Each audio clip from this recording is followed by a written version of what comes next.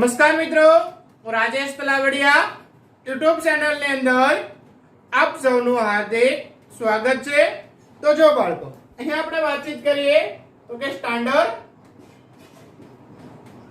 11 science subject physics unit number 2 એટલે કે માપન અને એકમો। હું કહીશું બાળકો માપન અને એકમો। આજનો આપણો લેક્ચર નંબર છે બાળકો 8 અને આપણો ટોપિક બનશે બાળકો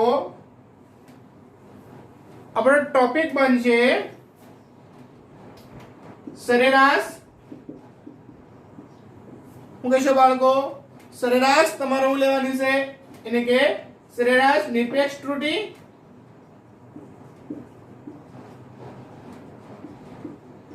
સાપેક્ષ ત્રુટી અને પ્રતિશત ત્રુટી આધારિત શું જોવાનું છે બાળકો? ઉદાહરણ જોઈએ। ઉદાહરણ પ્લસ શું જોઈએ આપણે? સ્વાધ્યાયમાં આપણે એક્ઝામ્પલ જોઈએ। ઠીક છે બાળકો? તો અહીંયા આપણે કહીશું નિરપેક્ષ ત્રુટી, સાપેક્ષ ત્રુટી અને પ્રતિશત ત્રુટી આધારિત આપણે એક્ઝામ્પલ છે એ બાળકો આપણે જોવાના છે। ઠીક છે? તો એક રકમ આપણે અહીંયા બોર્ડ ઉપર લઈએ અને એક એક્ઝામ્પલ ની હું તમને ગણતરી કરાવું। ઠીક છે? બીજો એક્ઝામ્પલ છે એ તમને હું હોમવર્ક માટે ટ્રાય કરવા માટે આપીશ। તો જો આપણે એક એક્ઝામ્પલ ની છે અહીંયા આપણે રકમ લખીએ।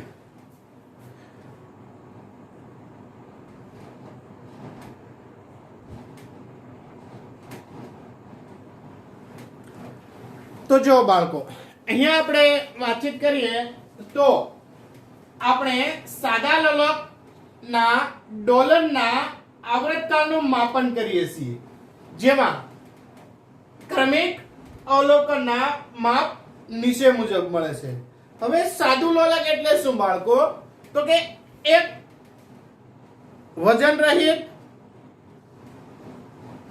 તમારે વળ રહિત એક પાતળી દોરી વડે લટકતી એક દળદાર વસ્તુને તમારે શું કહેવાનું છે બાળકો?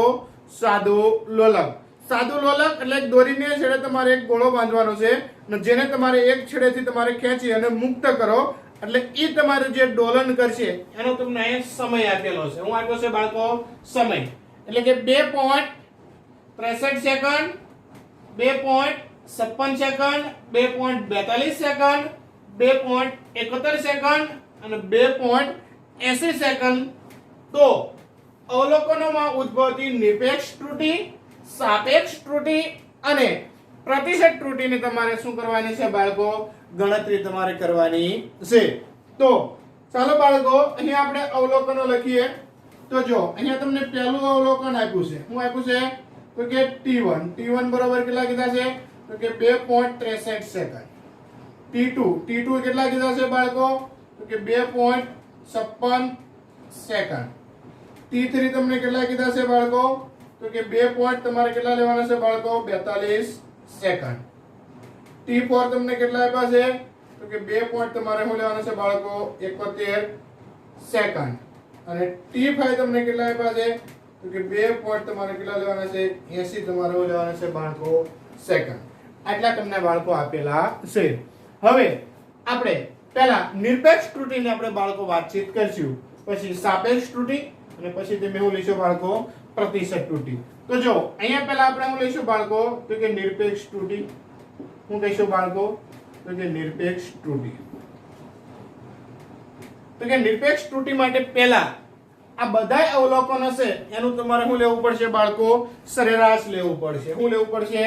સરેરાશ। તો અહીંયા તમારું લેવાનું છે T બાર। શું કહીશું?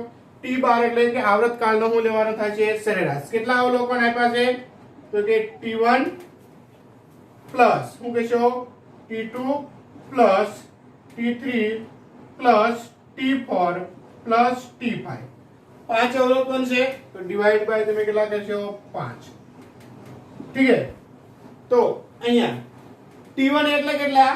તો કે 2.63 વત્તા 2.56 વત્તા 2.42 વત્તા 2.71 વત્તા 2.80 છેદમાં તમે કેટલા કહેશો બાળકો? છેદમાં તમારો કરવાના થશે 5. તો અહીંયા 2.63 વત્તા 2.56 વત્તા 2.42 વત્તા 2.71 વત્તા 2. તમે શું કરશો 80. તો એનો તમે બાળકો સરવાળો કરશો તો તમને એનું કેલ્ક્યુલેશન 13.12 મળશે. શું કરશે? 13.12 મળશે. 13.12 છેદમાં તમારે કેટલા થશે બાળકો? 5.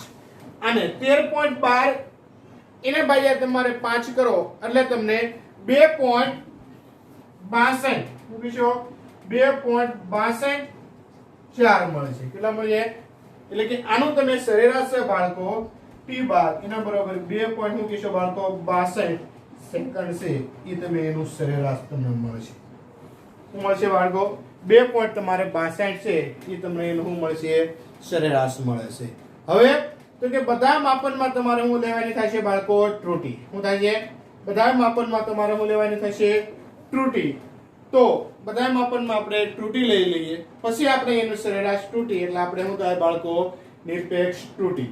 તો અહીંયા t12 બરોબર આપણને સરેરાશ છે એ 2.62 સેકન્ડ મળે છે એ હું અહીંયા લખી નાખું છું. શું કહેશો? t12 ઇક્વલ ટુ 2 પોઈન્ટ તમારે શું લેવાનું છે? 62 શું કહેશો? સેકન્ડ. ઠીક છે? તો આ વેલ્યુ આગળ આપણને ઉપયોગી બનશે.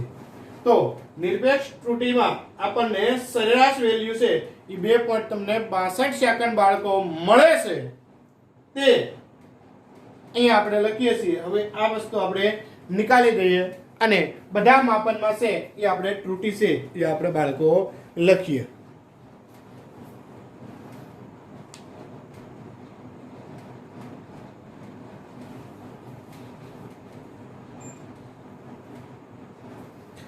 તો જો બાળકો હવે આપણે તો કે બધા માપનમાં આપણે શું લઈએ બાળકો? ત્રુટી લઈએ. શું લઈશું બાળકો? તો કે બધા માપનમાં શું લઈશું બાળકો? ત્રુટી. તો ઈ ત્રુટી આપણે શું લઈશું બાળકો? તો કે ડેલ્ટા t1 અહીંયા શું લઈશું બાળકો? આપણે મોડ. શું કહીશું? Delta t1 mode. તો અહીંયા ઇક્વલ ટુ આપણે શું થાય છે બાળકો? t1 t12. શું કહેશો? t1 t12. એવા તમારે 5 અવલોકન સુધી છે તમારે બાળકો લેવાનું થશે. શું કહેશો બાળકો? 5 અવલોકન સુધી. તો સેમ ટુ સેમ અહીંયા આપણે તમે શું લખશો બાળકો? તો કે ડેલ્ટા t2. તો અહીંયા શું થાય છે બાળકો? t2 માઈનસ શું થાય છે બાળકો? t12. ડેલ્ટા t3 શું કહેશો બાળકો? t3 માઈનસ શું કહેશો? t12. અહીંયા હું કહીશો t4 માઈનસ શું કહેવાનું છે? t12. અહીંયા હું કહીશું બાળકો ડેલ્ટા t5 માઈનસ t12. તો અહીંયા આપણે લખીએ બાળકો t1 એટલે કેટલા કહીશું બાળકો? તો કે 2.63 માઈનસ તમારે કેટલા કરવા થાય છે બાળકો? 2.62. શું કહેશો? ઈ જ રીતે અહીંયા t2 એટલે કેટલા? તો કે 2 પોઈન્ટ શું કહેશો બાળકો? 56 માઈનસ 2 પોઈન્ટ શું કહેશો બાળકો? 62. t3 એટલે તો કે ઇક્વલ ટુ 2 પોઈન્ટ શું કહેશો બાળકો? 42 માઈનસ 2 પોઈન્ટ તમારે કેટલા થાય છે બાળકો? 62. ઈ જ રીતે શું કહેશો બાળકો? 2 પોઈન્ટ શું કહેશો? 2.71 માઈનસ 2.62 અને 2.80 માઈનસ 2.62. તો અહીંયા તમે 2.63 માઈનસ 2. તમે શું કરશો બાળકો? 62. તો તમને મળશે બાળકો 0.01. શું મળશે બાળકો? 0.01. 2.56 માઈનસ 2.62 લ્યો તો તમને મળશે બાળકો માઈનસ 0.06. 2.42 માઈનસ 2.62. તો એનું તમને મૂલ્ય મળશે બાળકો -0.20. શું કહેશો? -0.20. 2.71 -2.62, તો એનું મૂલ્ય મળશે તમને 0.09. 2.80 -2.62, તો એનું મૂલ્ય બાળકો તમને મળશે 0.18. કેટલા મળશે બાળકો? 0.18. આ તમારે ડેલ્ટા T1 ની કિંમત, ડેલ્ટા T2 ની કિંમત, ડેલ્ટા T3 ની કિંમત, ડેલ્ટા T4 ની કિંમત અને ડેલ્ટા T5 ની તમારે શું થાય બાળકો? કિંમત. હવે આ જે કિંમત છે બાળકો, એનું તમારે શું લેવાનું થશે બાળકો? સરેરાશ. શું લેવાનું થશે બાળકો? સરેરાશ. તો ઈ સરેરાશ છે હું આ રકમ કાઢી નાખું છું અને ઈ સરેરાશ છે હું બાળકો ઉપર લઉં છું. ઠીક છે? તો હાલો જો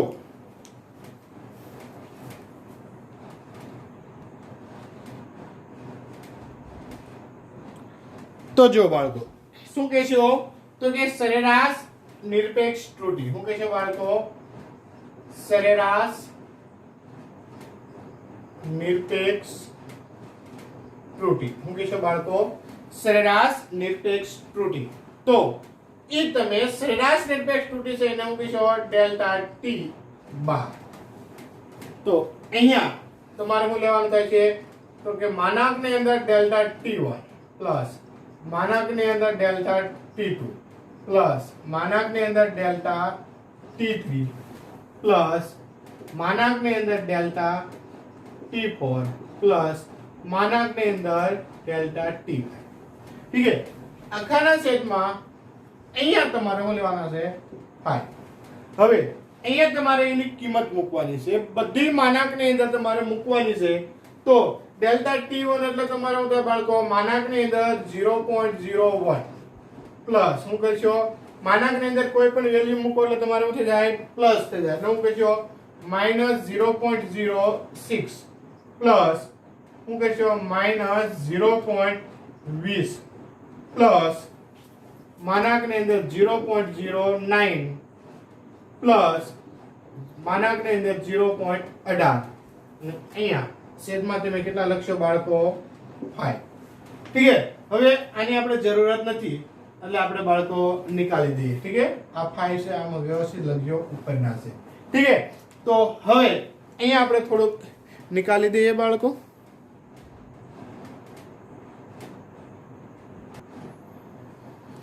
કોઈ પણ મૂલ્ય માનાંકની અંદર છે બહાર નીકાળો એટલે તમારું થઈ જાય બાળકો પ્લસ. તો અહીંયા તમે એવું કહેશો 0.01 પ્લસ 0.06 પ્લસ 0.20 પ્લસ 0.09 પ્લસ 0.18 અને આના છેદમાં તમે કેટલા લખશો બાળકો?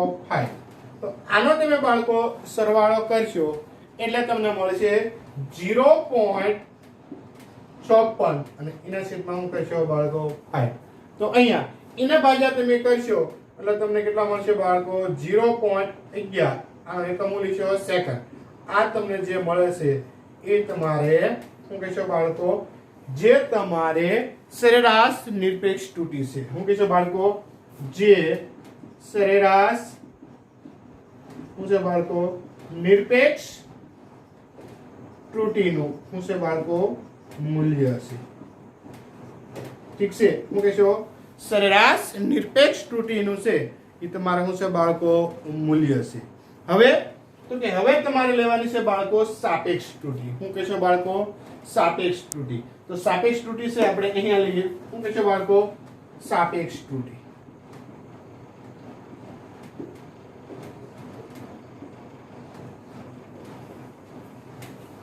અહીંયા સાપેક્ષ ત્રુટિ લઈએ એ કરતા નિરપેક્ષ ત્રુટિનું અહીંયા આપણે મૂલ્ય લખી નાખી અને ઉપર લઈએ આપણે. બરાબર? નિરપેક્ષ ત્રુટિ આપણને કેટલી મળી? તો કે અહીંયા આપણે લખીએ નિરપેક્ષ ત્રુટિ. તો કે નિરપેક્ષ ત્રુટિ આપણને કેટલી મળે છે? તો કે 0.11 સેકન્ડ. ઠીક છે? ત્યારબાદ આપણે સાપેક્ષ ત્રુટિ લઈએ. તો હવે બાળકો આપણે લઈએ સાપેક્ષ ત્રુટિ. શું લઈએ બાળકો? સાપેક્ષ ત્રુટિ. તો જો શું કહીશો તો કે સાપેક્ષ ત્રુટિ. તો કે સાપેક્ષ ત્રુટિ છે એનું સૂત્ર આપણે શું છે બાળકો તો કે સાપેક્ષ ત્રુટિ લઈએ તો કે એનું સૂત્ર આપણે બાળકો આવું થાય છે. સાપેક્ષ ત્રુટિ માટે વાત કરીએ તો કે સાપેક્ષ ત્રુટિ ઇક્વલ ટુ શું કહેશો બાળકો અહીંયા તમારે નિરપેક્ષ ત્રુટિ એના છેદમાં શું કહેશો બાળકો સરેરાશ તમારે મૂલ્ય. તો નિરપેક્ષ ત્રુટિ છે તમને કેટલી મળી છે બાળકો તો કે 0.11. સરેરાશ મૂલ્ય આપણને કેટલું મળ્યું છે બાળકો તો કે 2.62. તમે 0.11 એને ડિવાઇડ 2.62 કરો એટલે એનું મૂલ્ય બાળકો તમને મળશે 0.41. કેટલું મળશે તો કે 0.04198. આને તમારે 9 છે તો આને તમારે 2 કરી શકાય તો તમે શું કરી શકો 0.042. આ તમને મળે છે એ શું મળે છે બાળકો તો કે સાપેક્ષ ત્રુટિ. શું મળે છે બાળકો સાપેક્ષ ત્રુટિ. કેટલા મળે બાળકો સાપેક્ષ ત્રુટિ તો કે 0.042. આ તમને શું મળે બાળકો સાપેક્ષ ત્રુટિ. હવે તમારે શું મેળવવાનું છે તો કે પ્રતિશત ત્રુટિ. તો કે પ્રતિશત ત્રુટિ માટે આપણે સૂત્ર જાણીએ છીએ. શું કીધું બાળકો તો કે પ્રતિશત ત્રુટિ. તો કે પ્રતિશત ત્રુટિ માટેનું આપણને સૂત્ર છે એ આપણને ખબર છે. શું કીધું બાળકો તેથી પ્રતિશત ત્રુટિ ઇક્વલ ટુ કેટલા કરશો બાળકો તો કે ડેલ્ટા ટી બાર અપન તમારે ટી સરેરાશ એને ગુણ્યા શું કરશો 100%. શું કરશો 100%. એ તમને શું મળે છે બાળકો પ્રતિશત ત્રુટિ. તો અહીંયા તમને આ મૂલ્ય તમને ખબર છે કેટલું મળશે બાળકો તો કે 0.042 એને ગુણ્યા શું કરશો 100. તો અહીંયા તમારે પોઈન્ટ આવે તો કેટલા થઈ જાય 4.2%. તો આ તમને જે મળે છે એ તમને શું મળે છે બાળકો તો કે પ્રતિશત ત્રુટિ. તો પ્રતિશત ત્રુટિ તમને કેટલી મળે છે બાળકો કે 4.2%. ઠીક છે બાળકો. તો આમ સાપેક્ષ મૂલ્ય અને પ્રતિશત એટલે કે સાપેક્ષ ત્રુટિ અને પ્રતિશત ત્રુટિની બાળકો ગણતરી છે એ થાય છે. ઠીક છે. સૌપ્રથમ તમારે શું કરવાનું છે તો કે જેટલા તમને અવલોકનો આપેલા હોય એ અવલોકનનું તમારે સરેરાશ મૂલ્ય લેવાનું.